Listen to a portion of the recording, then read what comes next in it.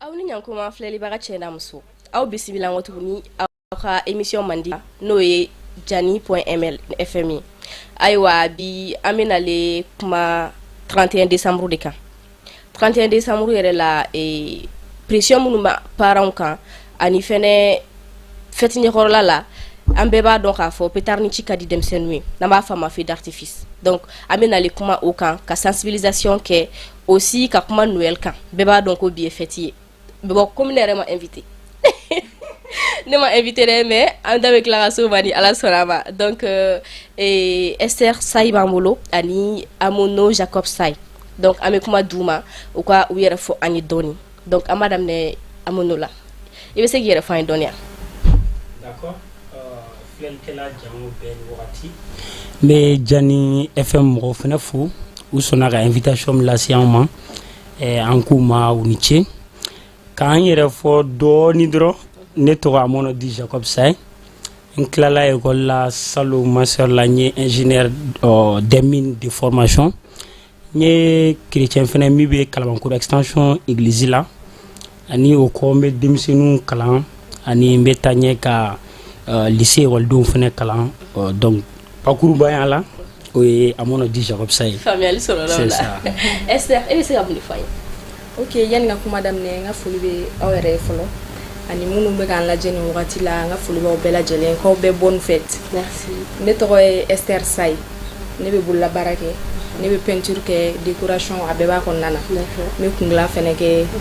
donc baaramisɛnninw kɔni b'o caman kɛ yɛrɛ de. D'accord faamuyali sɔrɔla o la donc an bɛna don sujet kɔnɔna la an b'a daminɛ Esther la e yɛrɛ hakili la 31 wagati mana se kamanagan bɛ na parents na denmansaw la e yɛrɛ bolo mun de bɛ o kɛ. Bon masaw ka kamanagan yɔrɔ la ne bɛ se ka yɔrɔ min fɔ o la masaw ni denw ni ɲɔgɔn cɛ faamuyalibaliya caman bɛ yen nɔ parce que n'a fɔra 31 sera caman bɛ yen nɔ u bɛ jɔrɔ n'u denw ye u denw bɛ se ka bɔ ka taa ko wɛrɛw kɛ kɛnɛmana na ou bien ka wari ɲini cogoya wɛrɛw la ka fête dun ye tile kelen dɔrɔn de donc masaw kamana bɛ gan kosɛbɛ kosɛbɛ a dɔw yɛrɛ b'a fɔ ko u denw kana 31 fête ou bien dɔw b'a fɔ 31 tɛ fête fɛ yen nɔ parce que a kɔlɔlɔ ka ca an m'a faamu an y'a kɛ mun ye o dun tɛ 31 ma dabɔ olu bɛɛ kama a ma dabɔ san yɛlɛma de don i bɛ se k'i ka ɲɛnajɛ k'i ka so i bɛ se k'a kɛ i ka baarakɛyɔrɔ la i bɛ se k'a kɛ yɔrɔ wɛrɛw la ka sɔrɔ i ma kɛ bɔli ye ka taa tiɲɛniw kɛ ou bien ka wari ɲini cogo jugu sugu bɛɛ la a don tile kelen dɔrɔn kama ne kɔni hakilina o ye mais masaw ni denw ka communiquer u ka ɲɔgɔn faamu o de kɔni. D'accord faamuyali sɔrɔla o la Amono e bɛ se ka mun fɔ an ye o la. Bon a 31 ko nin a ka fisa nka kuma cayalen don je pense a kuma caman yɔrɔ bɛ sɔrɔ faamubaliya la masa Ala sɔnna ka san kelen kuturu jira i la ka bɔ o san na ka se san wɛrɛ ma ne b'a miiri k'a fɔ mɔgɔ min kɔni ye diinɛma ye o ye tanuli cogoya ye o ye waliɲumandɔn ye ka ɲɛsin masa Ala ma donc i n'i ka denbaya walima i bɛ se ka fara ɲɔgɔn kan yɔrɔ dɔ la ka masa Ala fo ka barikada ani n'a bɛ se ka kɛ k'a ɲini a fɛ i bɛna don san kura min na an ta an bɛ min na sisan o bɛna kɛ 2025 ye k'a ɲini a fɛ a k'o hɛrɛ d'e ma donc ni a bɛ taa o hukumu kɔnɔ bon ne fɛ cogoya ɲuman don ani n bɛ miiri k'a fɔ an si ma bɛrɛ bɔ nka n bɛ miiri k'a fɔ ko a dabɔra o de kama donc ka masa Ala fo ale min sɔnna ka san dɔ jira i la o complet i y'o bɛɛ ye i ka cɛya tɛ i ka hakilitigiya tɛ ani k'a ɲini a fɛ tuguni min bɛ nale a ka cogoya d'i ma a ka sebaya d'i ma a ka fanga d'i ma walasa i k'o kɛ hɛrɛ la donc ne bɛ 31 ye o de kɔnɔ ani n y'a fɔ cogo min ka kɛ ni n ka si fitinin n ye faamu o ye k'a fɔ ko a dabɔra o de kama voilà. Problème t'a la o faamuyara donc e yɛrɛ bolo est-ce que Noël bɛ se ka religion fara ɲɔgɔn kan wa. Ok bon ne yɛrɛ fɛ ne ka faamuya la Noël bɛ se ka religion fara ɲɔgɔn kan basi foyi t'a la an bɛ Mali de kɔnɔ donc an bɛ kuma ka kɛ ni Mali ta de min bɛ an bolo a bɛ fɔra an ye ko Mali est un pays laïque donc ça veut dire que diinɛ caman mɔgɔw bɛ an cɛ ma ani u bɛ se ka taa ɲɛ ka jɛɲɔgɔnya kɛ ɲɔgɔn fɛ donc o cogoya la i bɛ taa sɔrɔ école la baarayɔrɔw la siradaw la feerelikɛyɔrɔw la ani sugu la diinɛ mɔgɔ caman faralen bɛ ɲɔgɔn kan ani u bɛ jɛ ɲɔgɔn kɛ u bɛ kow falen ɲɔgɔn fɛ u bɛ adamadenw kɛ ɲɔgɔn fɛ u bɛ kow kɛ ɲɔgɔn fɛ donc ni o ma se ka taa ɲɛ Noël ma se ka taa ɲɛ ko o jɛɲɔgɔnya sinsin ne bɛ miiri k'a fɔ ko a ma kan ka taa ɲɛ ka an fara ka bɔ ɲɔgɔn na nka ka kɛɲɛ ni bɛɛ ka diinɛ ne tɛ bɛɛ ka diinɛ dɔn donc i ka diinɛ ye min f'i ye ne tɛna se k'a fɔ ko i kana n'o kɛ mais ka kɛɲɛ ni bɛɛ ka diinɛ bɛɛ bɛ se ka o labato nka Noël ye dɔrɔn matigi Yesu ka bangeni san ɲɛnajɛ an bɛ fara ɲɔgɔn kan ka o ɲɛnajɛ kɛ ɲɔgɔn fɛ n'a kɛra ko an ye dumuni min sɔrɔ an bɛ o tila ɲɔgɔn fɛ n'i ka diinɛ ma sɔn dumuni ma i tɛna sɔn k'o dun mais i ka diinɛ sɔnnen don dumuni ma k'o latila i ni balima cɛ ne bɛ miiri k'a fɔ ko fɛnɛ tɛ baasi voilà donc ne invité san caman mais ɲinan ma invité bon an bɛ dugawu kɛ Ala ka san wɛrɛ yira n na o la i invité le d'office c'est ça d'accord Esther e bɛ se ka mun de fɔ an ye o la Noël ko kan bon grand frère yɛrɛ ye mun fɔ a tɛ tɛmɛ o kan d'accord Noël ye ɲɛnajɛ de don Yesu Kirisa ka bangeni ɲɛnajɛ de don donc ani 31 yɛrɛ tɛ kelen 31 ye 31 ye 25 an bɛnna don dɔ kan k'a kɛ 25 kɔnɔna na donc mɔgɔw b'a miiri ko Noël yɛrɛ ye kan 31 bɛɛ ye kelen parce que u b'a fɔ ko chrétien ka fête u b'a bɛɛ ɲagami caman bɛ yen mɔgɔ bɛɛ tɛ mais caman bɛ yen nɔ minnu m'a faamu quoi 31 ye san yɛlɛma de san yɛlɛmana an ka calendrier ni fɛnw na donc san yɛlɛmana parce que c'est normal ni san yɛlɛmana a fête bɛ kɛ donc o ye tubabuw ka jate ye i n'a fɔ an b'o de wele 31 an b'o fête kɛ o ni Noël tɛ kelen bien vrai que a bɛɛ bɛ kɛ kalo kelen kɔnɔ a bɛɛ ka surun ɲɔgɔn na donc mɔgɔw y'a faamuya k'a kɛ kelen ye sinon Noël ye chrétien ka fête ye parce que an ka matigi Yesu ka bangeni ɲɛnajɛ de ye o don ye donc kuma caman ba tɛ ne fɛ ka fɔ ne kɔrɔkɛ y'a bɛɛ fɔ ka ban d'accord faamuyali sɔrɔla o la donc sisan nɔ comme i y'a fɔ cogo min na san yɛlɛma la denmisɛnninw ka teli ka pétards ci n'an b'a wele ko feu d'artifice bon surtout insécurité min Mali la sisan nɔ e bɛ se ka mun de fɔ pour que surtout que a fɔra k'an kana kɛ mais o bɛɛ la je sais que denmisɛnninw u b'a ko ka devenir sisan yɛrɛ donc e bɛ se ka mun de fɔ o ko la comme sensibilisation ne kɔni denmisɛnninw ye denmisɛnninw ye denmisɛnnin fitininw bɛ ko dɔw kɛ hali ni ko k'u k'a dabila u t'a dabila mais an ma kɔrɔ kosɛbɛ mais an fɛnɛ dɔgɔnin minnu bɛ yen nɔ olu ka faamuyali ka suma parce que cogo si la an n'olu ka faamuyali tɛna se ka kɛ kelen donc an de bɛ se ka an minnu dɔgɔninw bɛ so kɔnɔ an de b'a fɔ olu bali u kana pétard ni ci n'a ma ɲɛ fɔra k'a kana ci ni mun y'a ci ni ko bɔra la o ye ni somɔgɔw ka problème de kɛ n'a kɔni fɔra k'a kana ci an kana ci n'a ma ɲɛ marifaciw yɛrɛ bɛ fan wɛrɛw fɛ kɛlɛw bɛ yen nɔ bɛɛ b'a kalama sisan nɔ jamana bɛ yɔrɔ min na bɛɛ panikelen don i jatigɛlen b'i ka so kɔnɔ donc fête kɔni bɛ yen i bɛ se bɛɛ k'i ka fête k'i ka so quoi ni minnu bɛ se ka t'u ka ɲɛnajɛw kɛ fan wɛrɛ fɛ fɛnɛ mɔgɔ tɛ mɔgɔ bali i ka ko la mais n'a fɔra k'u ka pétard ni ci to yen an k'a essayer an ka dɔɔnin bɔ a la n'an sera k'a dabila yɛrɛ fɛnɛ donc an b'a dabila oui faamuyali sɔrɔla o la donc Amonu e bɛ se ka mun de fɔ an ye o la bon i n'a fɔ kɔrɔmuso fana y'a fɔ cogo min na o y'a bakuruba ye nka a ma janya dɔɔni pétard ni tun bɛ ci n bɛ miiri k'a fɔ ko a tun ma fɔ maa si kana kɛ kamasɔrɔ nisɔndiya kɛcogo dɔ don nka sisan an ka jamana bɛ lahalaya min kɔnɔ a ma nɔgɔn k'a fɔ ko pétard ni ka ci ko basigi ka sɔrɔ a bɛ mankan bɔ ani marifa mankan bɔlen don ani kojugukɛlaw bɛ se ka u ta o fɛ e b'a miiri k'a fɔ ko i den dɔ bɛ ka pétard ni ci alors que banbali ci dɔ bɛ ka marifa ci dɔ la donc aw ma wagati sɔrɔ ka précaution ta ka o tigi kunbɛn an bɛna ye k'a fɔ ko tiɲɛni bɛ don aw kun donc a labɔ kun y'o de ni an ye mankan mɛn an ka dɔn k'a fɔ ko sisan jasigi tɛ yen basigi tɛ yen dugu kɔnɔ donc fɛn fɛn min ye pétard ni fɛn fɛn min ye mankanba ye min ni marifa bɔlen don surtout yɛrɛ an k'o yɔrɔ to yen ni jamana kuntigiw y'a fɔ ko k'an ka to yen n bɛ miiri k'a fɔ diinɛ yɛrɛ bɛ anw dɛmɛ k'a fɔ k'an k'o to yen kamasɔrɔ ka an ka jamana kuntigiw bato o ye ala bato dɔ de donc ni u ko k'an ka yɔrɔ dan yɔrɔ minɛ ka kɛɲɛ ni an ka laɲini ye ani ka kɛɲɛ u bɛ fɛ an ka to hɛrɛ min na an ka dan o yɔrɔ la donc o pétard ni ci ne fana b'a bila o hukumu kɔnɔ. faamuyali sɔrɔla o la merci donc comme an y'a kuma fɔ cogo min na an bɛ san yɛlɛma la c'est ça bon an y'a jateminɛ k'a fɔ ni nin wagati sera bingani wale caman de bɛ kɛ bingani wale baden suyɛninw b'o la u bɛ bin mɔgɔw kan ka mɔgɔw ka moto minɛ et tout donc e bɛ se ka mun de fɔ o la e yɛrɛ hakili la mun de bɛ na ni o ye Sissoko nin kuma nin ka gɛlɛn ni kuma ni ka gɛlɛn nka i y'a fɔ cogo min na vraiment sisan surtout ɲinan hamina ko don jɔrɔna ko don ka masɔrɔ ni an y'a jate minɛ ɲinan gɛlɛya bɛ gɛlɛya bɛ dɛ a bɛ se ka kɛ bɛɛ ka poche kɛcogo tɛ kelen bɛɛ ka fɛlaw tɛ kelen a ko la nka n'i y'a lajɛ bakuruba la kalansen tɛ n bolo kan sinsin ka comme référence k'a fɔ ko a bɛ jusqu'à ce niveau la mais gɛlɛya bɛ yen donc o gɛlɛya n bɛ miiri k'a fɔ caman de bɛ mɔgɔw bila ka sonyɛni kɛ baarakɛbaliya b'a jukɔrɔ vraiment ni an y'a lajɛ kow bɛ cogo min na kuma o kuma i bɛna mɛn ko dɔ ka moto draguer la dɔ minɛna an bɛ mɔgɔw lajija vraiment u ka jateminɛ kɛ u k'u ka bolofɛnw kɔlɔsi ka ɲɛ u kana na bɔ ni su sera niveau dɔ la vraiment on les encourage n'est-ce pas à rester à la maison ka ɲini maa minnu fɛnɛ bɛ ka nin waleyaw kɛ n bɛ miiri k'a fɔ u bɛ se ka segin u kɔ voilà a fura bɛɛ tɛ sonyɛni a fura bɛɛ tɛ binnkanni walew ye cogoya wɛrɛ bɛ se ka sɔrɔ a la min tɛ kelen ye caman bɛ a dɔw kɛ u b'i ka moto minɛ la i ye min san à hauteur de 250 ou bien 400 000 u bɛ taa feere 2000 pour que ka appartement sɔngɔ ou bien ka musomanin ka fini sɔngɔ sɔrɔ dɔrɔn juste généralement i b'a sɔrɔ a dabɔkun caman y'o de a kɛ tɛ na c'est ça norme c'est pas nombre voilà a bɛ tila k'u plaquer bon a musow de fana bɛ cɛw bila la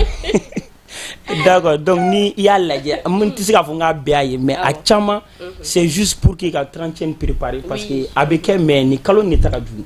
donc ka appartement sɔrɔ ka musomanin ka fini san o fana bɛ tila k'i plaquer i n'a fɔ a y'a fɔ cogo min na donc an b'u lajija vraiment ni t'a solution ye awɔ a bɛ se ka fêter k'a sɔrɔ ni si tɛ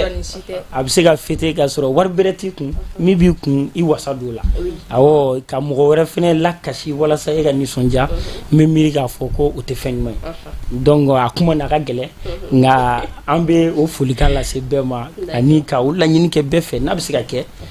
a ka kɛ ten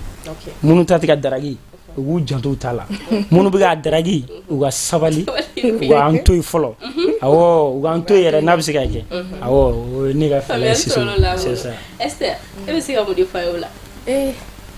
moto ko in kɔni yɔrɔ in dɛ an ka motow tɛ se ka jɔ ka fiɲɛ minɛ kɛnɛma n'i y'a bila dɔrɔn i t'i ɲɛ yɛlɛ k'a sɔrɔ yen k'u ka sabali o yɔrɔ la k'a ma se o bɛɛ ma ne bɛ da ye problème t'a la mais e yɛrɛ hakili la est-ce que drogue ninnu bɛ se ka kɛ a sababu ye parce que dɔw bɛ yen nɔ olu tɛ k'u yɛrɛ bolo yɛrɛ. Bon, ni problème fanba baarakɛbaliya b'a la koyi oui parce que mɔgɔ i bɛ wari ɲini wɔsi la c'est rare i ka mɔgɔ ka fɛn suɲɛ k'i bɛ t'o ta k'o kɛ ka fɛn dɔ ɲɛnabɔ quoi n'a ma ɲɛ i ka excitant de tali ka di ye walima fête de ka di ye i b'i jija i bɛ baara kɛ sɛbɛkɛlaw bɛ ka sɛbɛ kɛ an b'olu fo yɔrɔ la mɔgɔ baden de bɛ jeunes baden de bɛ minnu bɛ baara la wala minnu wulilen don k'u jɔ musow fana baden bɛ muso baden de cɛsirilen don i bɛ yɛlɛ TikTok sanfɛ fɔlɔ musomaninw tɛ sɔn baara ma mais salon na sira ni ɲina san saba caman ye faamuyali kɛ quoi ma caman donna commerce la caman bɛ feerew kɛ feere yɛrɛ de ka ca caman bɛ u bɛ feere kɛ u bɛ finiw feere dɔw bɛ sabara feere dɔw bɛ sagi feere donc u tɛ mɔgɔ sɛgɛn wariko kama tuguni u yɛrɛ ye faamuyali kɛ donc sisan minnu ma faamuyali kɛ hali sisan an bɛ laɲini k'u fɛ olu fana ka faamuyali kɛ jeunes minnu bɛ fɛnɛ minnu bɛ excitant ko yɔrɔ ne se ka n da don o yɔrɔ la parce que n'i tɛ fɛn min kɔnɔ i tɛ se ka fosi fɔ o la mais mun ka gɛlɛn kosɛbɛ yɛrɛ o de ye a la tiɲɛni ninnu ye fagaliw moto nɔfɛ walima ka téléphone ta ka taa feere i bɛ dɔ de mago sa dɔ bɛ a sɛgɛn kɛ k'a ɲini e bɛ t'o ta o de la u bɛ plaquer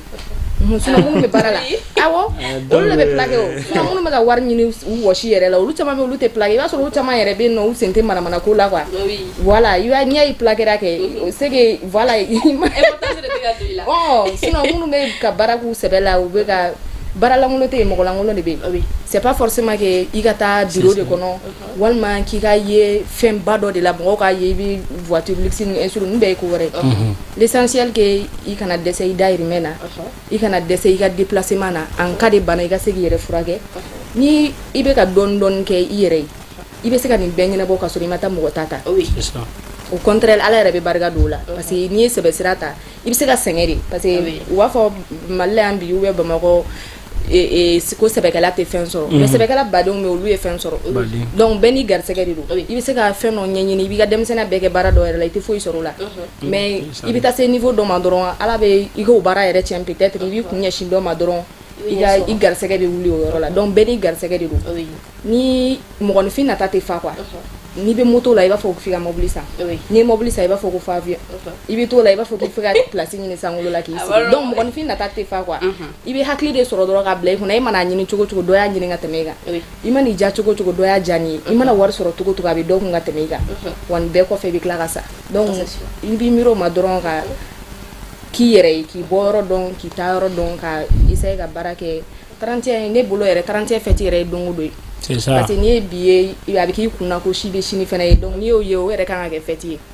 a ko filɛ nin o ye tiɲɛ ye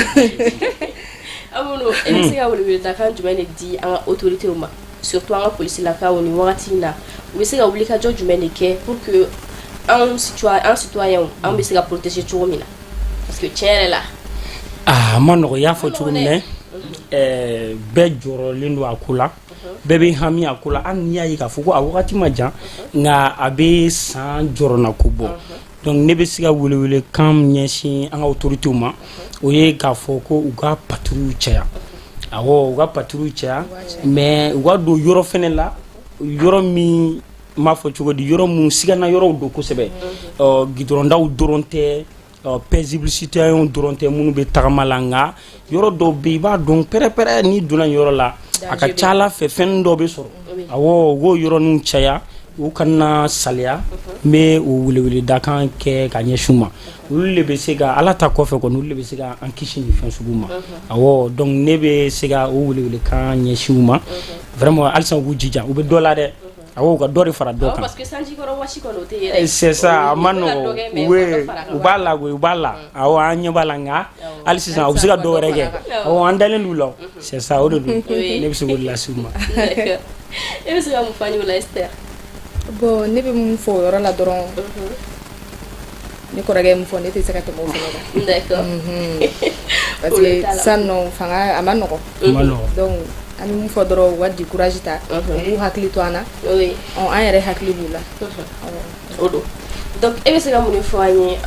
an sinamusomaninw an denmisɛnninw surtout nin 31 ɲɛkɔrɔla in na i da sera a ma an bɛ baga caman mɛn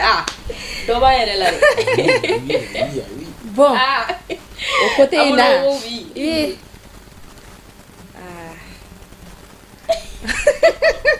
tɛ se ka bɛrɛ fɔ a ma bon n tɛ se ka bɛrɛ fɔ a ma parce que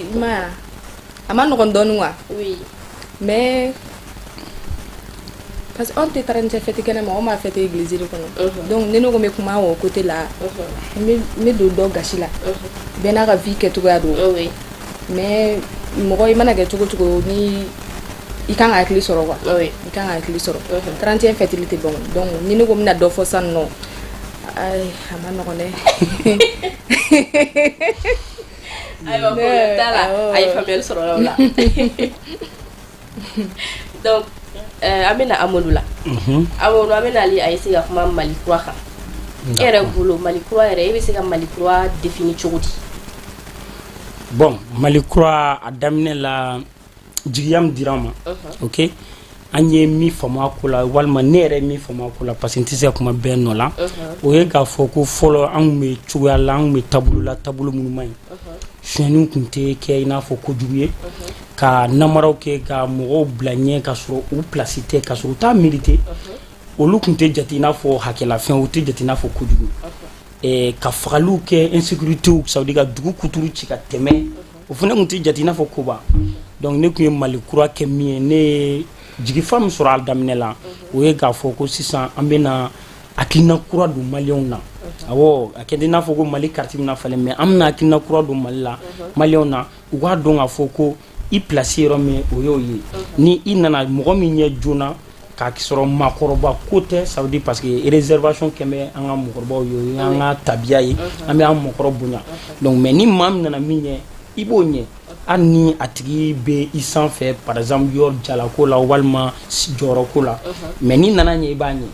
ni i taara yɔrɔ la ni ka kan ka min ye i b'o sɔrɔ ni ye concours kɛ ni ka kan ka n'a place i b'a sɔrɔ ni ye fɛn fɛn kɛ ça veut dire n'a bɛ sariya kɔnɔ n'a b'i ka hakɛ la i kan k'a sɔrɔ ka miirina fɛnɛ sɔrɔ k'a fɔ ko an ka jamana o de ka gɛlɛn anw ma ni fɛn bɛɛ k'a f'u ye k'a fɔ ko anw dɔrɔn poche tɛ an dɔrɔn ka famille tɛ donc wagati tɛmɛna caman kun bɛ miiri ka famille dɔrɔn de la donc daminɛ la ne kun ye fɛla min sɔrɔ o ye k'a fɔ ko zina an tɛna miiri an ka famille dɔrɔn na an tɛna miiri an yɛrɛ kun na mais an bɛ min bila ɲɛfɛ o kun ye Mali nin nka vraiment je suis désolé n b'a fɔ vraiment an ma u ye en tout cas ne m'o ye ni jigifa ye m'o ye ni basigi ye awɔ ko caman fɛnɛ falenna nka ko dɔw bɛ taa ɲɛ ka kɛ la awɔ ko dɔw bɛ taa ɲɛ ka kɛ la dɔw bɛ hali sini u bɛ ka wariw dun foyi tɛ ka bɔ a la dɔw bɛ maa kelen a bɛ maa 100 ni yɔrɔ ta foyi tɛ bɔ a la awɔ hali ni fɛn bɛ ka bɔ a la an kɔni ne m'a ye fɔlɔ awɔ mɔgɔ bɛ dɔ bɛ yen hakilinaw caman ma falen min ye ka an ka jamana minɛ bolo fa la k'a ye k'a fɔ ko nin ni anw ta ye hali ni anw tɛ k'an mɔdenw ka héritage dun caman kɛ b'a la nka hali sisan dɔ bɛ se ka kɛ awɔ dɔ bɛ se ka kɛ parce que caman miirina ye k'a fɔ ne dɔrɔn ne taara a tɔ wala u b'o gérer mais an ka ye k'a fɔ ko jamana ni an ta de Mali kura hakilina min kan ka sɔrɔ an na o ye nin k'a fɔ an tɛ jɔ yen tuguni o yɛrɛma hɔrɔnya an k'o sɔrɔ an na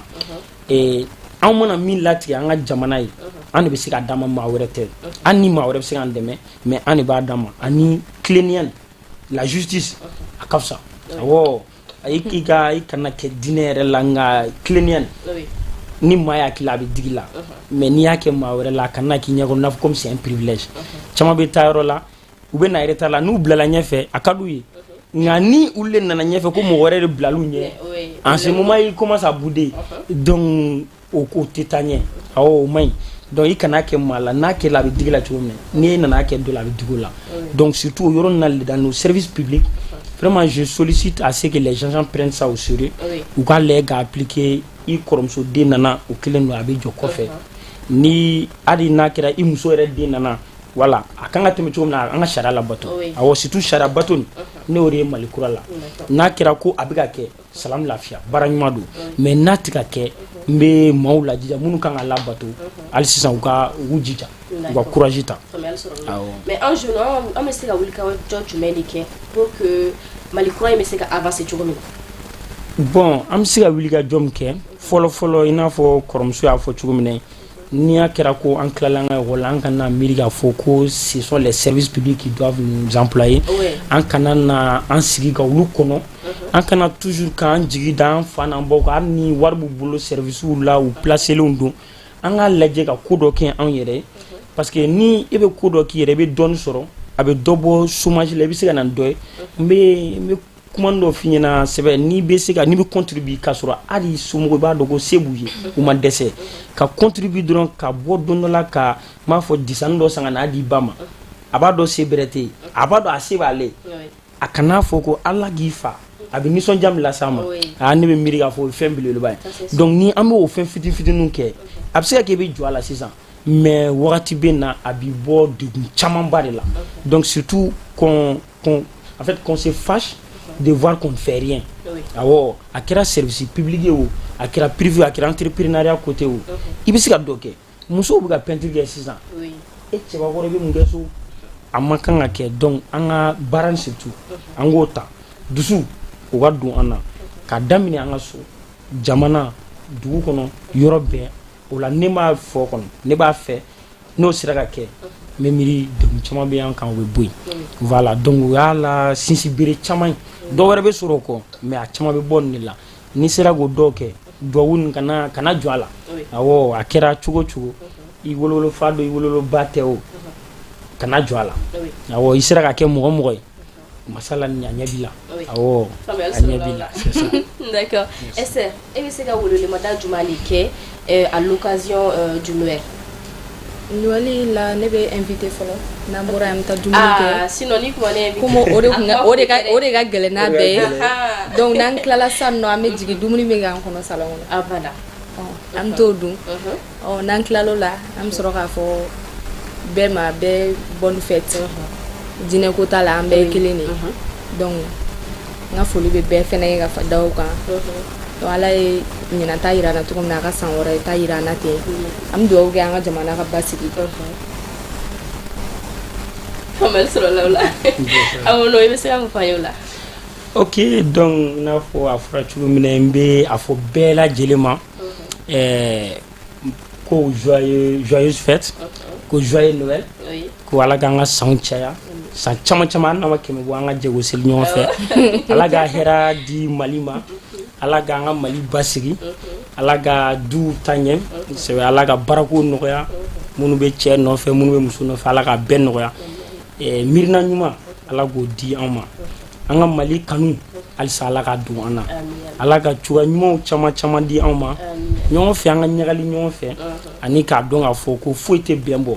a kɛra n t'a dɔn kuma minnu bɛ fɔ la a kɛra cogoya cogoya a kɛra ŋaniya ŋaniya nka an ka faamu k'a fɔ ko n'an bɛ bɛn la Mali taɲɛ ka di o de la ka ɲɔgɔn furugu ka dimi dimi ɲɔgɔn kɔrɔ ka ɲɔgɔn kɔniya ka ɲɔgɔn asiriya a kɛra taabolo taabolo je pense qu'on gagne rien là-dedans d'accord donc a kɛra taabolo taabolo an ka ɲɔgɔn minɛ fɔlɔ an k'o dɔn k'a fɔ ko c'est vraiment c'est primordial c'est le plus important n'o kɛra mais miiri ala bɛ caman d'anw ma awɔ ala tɛ asiri fɛ a tɛ ɲɛngo fɛ c'est ça i bɛ se ka mun fɔ an ye kuncɛ kuma la kuncɛ kuma la n bɛ taa ɲɛ ka aw fo aw minnu sɔnna ka invité n bɛ taa ɲɛ ka aw plateforme fo halisa ala ka yiriwa ala ka cogoya ɲumanw d'aw ma n bɛ lamɛnbaaw fana fo olu minnu bɛ sɔn k'u ka wagati ta k'an lamɛn ani n bɛ taa ɲɛ k'a f'u ɲɛna ko n'a kɛra ko fili yera la ne ta fan fɛ n kɔrɔmuso ta fan fɛ an ka denmisɛnniya don ani u k'an makuto ye awɔ kuma ma nɔgɔn i bɛ to a la i bɛ tɛ fɛ ka min fɔ mɔgɔ wɛrɛ bɛ se ka wɛrɛ faamu o la ani sisan ala ka jɛ yiriwa ka san hɛrɛ di an bɛɛ lajɛlen kelen kelen ma ani wagati caman na an ka to ka ɲɔgɔn sɔrɔ ka hakilinaw falen ka hakilinaw di ɲɔgɔn ma n bɛ bɛɛ fo o cogoya la ani an b'an ka technicien fo kosɛbɛ awɔ ko a fana kan ka boisson san ka d'an ma ka man yira a ma invité ale ye sɛgɛn min d'an kan don c'est ça donc an b'i yɛrɛ fo vraiment pour l'invitation donc n bɛ jɔ o yɔrɔ la d'accord merci merci bien donc Esther i bɛ se ka mun fɔ an ye kuncɛ kuma la bon pour que ka kuma cɛ n ka foli bɛ lamɛnbaga bɛɛ lajɛlen ani filɛlibaga bɛɛ lajɛlen an kɔrɔw bɛ k'an lajɛ an dɔgɔninw bɛ k'an lajɛ an faw b'an lajɛ an baw b'an lajɛ n'an ye mun fɔ n'an ma bɛn o k'an to deniya ye fɛn bɛɛ b'a den wolo nka kuma de b'a ba wolo an tɛ se kuma na an bɛ dɔɔnin dɔrɔn de fɔ an jeunesse an ka se ka ɲɔgɔn bilasira mais kuma na i bɛ se ka fili i bɛ se ka fɛn dɔ fɔ n'i ma taa don finma gasi la i bɛ don jɛma gasi la mais an b'a lawuli o kama n'an donna mun gasi la o ka yafa an ma ne bɛ dan ye famille sɔrɔ la o la donc an tɛ sɛgɛn an tɛ ɲinɛ an b'a filɛlibagaw bɛɛ lajɛlen fo an bolo an hakili la faamuyali caman caman sɔrɔla la donc an b'a fɔ ko bɛɛ joyeuse fête o tɛ yan voilà donc ala ka san caman caman yira na hali bi voilà donc an yɛrɛ bɛna jigin sa an bɛ taa dumuni kɛ voilà n kun ma invité mais invité la sisan voilà donc an bɛɛ ye kelen ye walayi an bɛ jigin sisan voilà ah voilà c'est ça donc on va faire aw kan bɛ siɲɛ wɛrɛ ni ala sɔnna merci